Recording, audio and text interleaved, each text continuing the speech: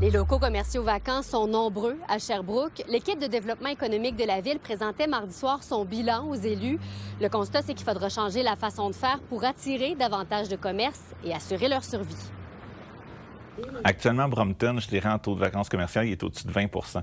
Donc ça, c'est un enjeu assez important pour le cœur villageois. Le centre-ville, évidemment, l'Est, dans le fond, là, c'est des taux qui sont au-delà de 10 %. Dans certains coins de ces secteurs-là, on peut aller jusqu'à 20 %. Donc, il faut soit transformer ces locaux-là pour faire d'autres choses. On pourrait décider de passer d'un usage commercial à résidentiel, mais il faut s'attaquer à ces projets-là. C'est inégal, effectivement, d'un bout à l'autre de la ville. Donc, il y a des endroits où est-ce que les comités citoyens sont très, très forts, d'autres endroits où la vitalité commerciale est plus développée. L'idée, c'est pas d'essayer d'être pareil partout, parce que chacun a sa personnalité, mais l'idée, c'est de pouvoir offrir le soutien dans toutes les gammes, finalement, à ceux qui ont le souhait de développer, de renforcer. Ce qu'on remarque, c'est qu'il y a eu beaucoup d'activités d'animation dans les secteurs commerciaux, notamment avec la mise en place de placettes urbaines, mais il y a eu peu d'impact concret sur l'attraction de nouveaux commerces ou encore sur les dépenses dans les commerces existants. Là, ce qu'on fait, c'est qu'année après année, bien, on réinvestit beaucoup d'efforts en mobilisation, en animation. Puis tant qu'on ne trouvera pas une recette où on va être davantage dans les fondamentaux économiques, bien, on n'arrivera pas à sortir de ces secteurs-là, puis on n'arrivera pas à nos fins en termes de revitalisation commerciale. Là, évidemment, on a beaucoup parlé du centre-ville dans les dernières années, puis de la vitalité du centre-ville, puis que c'était difficile, puis qu'il y avait un exode, finalement, vers les autres arrondissements. Comment on va faire pour s'assurer que le dynamisme ailleurs en ville ne va pas encore une fois enlever des gens au centre-ville? Je pense que c'est pas une compétition. Au contraire, on veut créer ce sentiment d'appartenance à Sherbrooke partout. Mais le centre-ville, ça reste. Le centre-ville, c'est un incontournable. J'ai beaucoup d'ambition pour le centre-ville, donc ce sera définitivement pas laissé de côté. On a besoin d'avoir une expertise en démarchage commercial. On a besoin aussi d'avoir une expertise en gestion de programmes incitatifs, comme je le disais tout à l'heure. On va avoir besoin aussi d'avoir une culture partenariale à l'intérieur de l'équipe. Au-delà de développer l'expertise des équipes de la ville, des incitatifs seraient nécessaires pour donner envie à des nouveaux commerces de venir s'établir ici. C'est les programmes incitatifs. C'est sûr que pour moi, c'est la seule chose. Toutes les villes le font. Là, puis, surtout dans le contexte actuel où il y a beaucoup de pression au niveau du contexte économique. Si on veut réellement que ça fonctionne, il faut nous donner les leviers financiers. Depuis quelques années, bien, on n'en a plus de leviers financiers. Donc... Le bilan a été bien accueilli par la majorité des élus. À Sherbrooke, Fanny Lachance-Paquette pour Nouveau Info. Les ingénieurs du gouvernement du Québec étaient en grève aujourd'hui. Ils étaient une trentaine à manifester devant les bureaux du ministre du Travail, Jean Boulet. Et ce qu'ils veulent, c'est une augmentation salariale supérieure aux 17,4 % sur 5 ans qu'ont obtenu l'ensemble des employés de l'État. Et ce ne serait que le début d'une grève qui s'intensifiera jusqu'en juin, selon le président du syndicat, Marc-André Martin. Bien, j'aimerais que le gouvernement nous écoute puis qu'il dénoue l'impasse qu'on a là, dans nos négociations pour arriver à une entente puis qu'on puisse aller travailler comme ingénieur au gouvernement du Québec. C'est une manifestation. Les moyens de pression, ça relève de la décision du syndicat que je respecte, évidemment, toujours que ce soit fait, cependant, dans le respect, la civilité et le bon ordre. Il n'y a pas de respect entre entre la voiture elle-même et le cycliste. Donc, il y a du travail à faire des deux côtés, finalement. Du gros travail, oui. Le Tour du silence est de retour à Sherbrooke pour une 23e année. Cette randonnée à vélo de 10 km à l'heure maximum a pour but de sensibiliser la population à plusieurs aspects entourant la sécurité sur les routes. Il y a tellement de vélos au Québec, il y en a près de 5 millions. À Sherbrooke, il y en a 77 000 enregistrés selon Vélo Québec le sondage de 2020.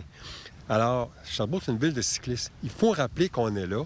On voit qu'il y a de plus en plus de gens qui se déplacent à vélo. L'arrivée de Bixi aussi, ça décuple, je pense, le nombre de cyclistes. Il y a aussi toujours, à chaque année, plus d'autos sur nos routes.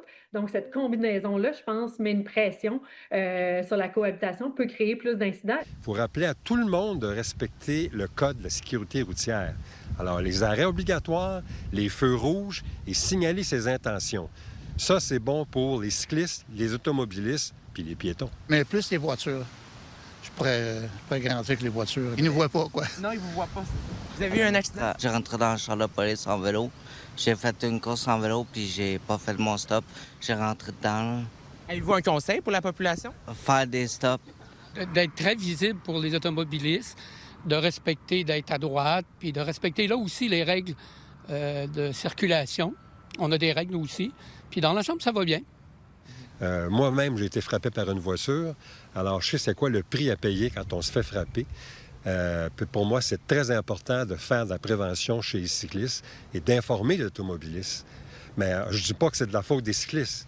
Je vous dis simplement qu'ils sont sur la route, on est sur la route, il faut partager la route. C'est sûr qu'il y en aura toujours de la sensibilisation, on en fait chaque année. Est-ce que la sensibilisation à elle seule peut changer les comportements? Il y a aussi une responsabilité de la ville de mettre des infrastructures plus sécuritaires à disposition des usagers. Ça, c'est certain. Mais la sensibilisation, à la fois, il n'y en aura jamais assez, mais à la fois, si les gens ne prennent pas conscience et ne font pas un geste concret, c'est un peu ça qu'on veut rappeler aujourd'hui, la sensibilisation, ça ne sert à rien, c'est souvent les mêmes, ceux qui ont déjà des bons comportements, qui sont plus sensibles. Ça fait 60 ans que je fais du vélo et je remarque que dans les 10 dernières années, il y a une augmentation marquée. Cette année, je ne me suis pas encore fait tasser dans la gravelle par aucune voiture. J'ai à peine 500 km de fait, là. Sur le réseau routier ailleurs que sur le réseau cyclable. Alors moi, je trouve que c'est une indication. Les cyclistes, maintenant, ont des lumières rouges en arrière puis à blanche en avant. Ça aussi, ça peut aider. Mais il y a de l'amélioration pour le comportement des automobilistes. Plus de 19 municipalités au Québec participent au Tour du silence. À Sherbrooke, Marc-Antoine Mailloux pour Nouveau Info. Où fait-il le mieux vivre au Québec? Un nouveau classement du Globe and Mail a comparé 113 villes du Québec selon plusieurs critères comme les logements, les services et les soins de santé. La Ville de Québec arrive en tête du palmarès alors que Sherbrooke se classe au 38e rang.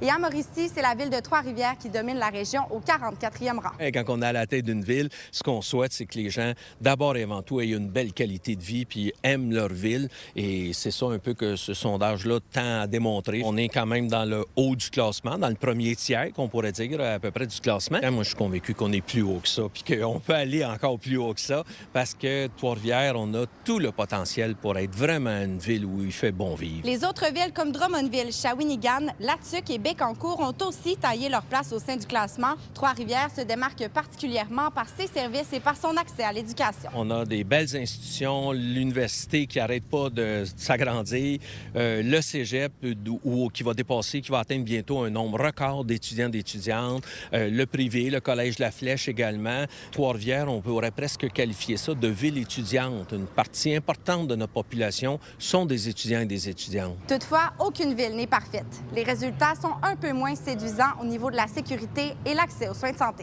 Toute la question de l'itinérance, ça a amené une perception que la ville est moins sécuritaire qu'avant. Fait que c'est probablement là sur lequel il faut le plus intervenir et ça va rassurer les gens. Pour le Saguenay-Lac-Saint-Jean, ce sont 4 villes qui se retrouvent dans le classement. On parle ici de la ville de Saguenay, Alma, Saint-Félicien et Dolbeau-Mistassini. Le député de Lac-Saint-Jean, Éric Girard, qui autrefois était le ministre responsable de la région, est extrêmement fier du travail accompli. Ça vient démontrer qu'on est attractif, puis qu'on a des endroits là, où que les gens se sentent bien, puis que ça répond aussi à je pense, à l'ensemble des critères de la population, parce qu'on a des gens de tout âge. Bien entendu, il y a toujours des contextes reliés à ça, il y a toujours des enjeux, mais malgré cela, bien, on voit qu'on se classe très, très bien. Puis moi, je trouve ça plaisant. Ça nous indique sur quoi travailler. Sur quoi travailler pour faire en sorte que les gens reconnaissent la qualité de vie puis comment est-ce qu'on peut améliorer le sort d'une communauté aussi, là. Il faut travailler ensemble au niveau régional pour tirer notre épingle du jeu, pour améliorer, entre autres, les différents aspects. Là, entre autres, avec les entrepreneurs, tu l'as nommé, le commerce également, les aspects économiques aussi. On a la chance d'avoir un environnement. Quand on parle d'environnement, c'est la forêt, etc. La qualité de l'air aussi, qui est très, très, très bonne. Mais tout le reste des choses sur lesquelles on peut travailler, on est dans le même bateau, donc il faut ramener dans le même sens tous ensemble. Dans ce classement qui inclut 113 villes du Québec, Saguenay figure au 36e rang au total. À Saguenay, Xavier Lemieux. À Trois-Rivières, Coralie Morancy pour Nouveau Info. Vous êtes nos yeux et nos oreilles sur le terrain. N'hésitez pas à nous écrire si quelque chose vous fait réagir ou si vous voulez nous raconter votre histoire à estrie@commercialnouveau.info.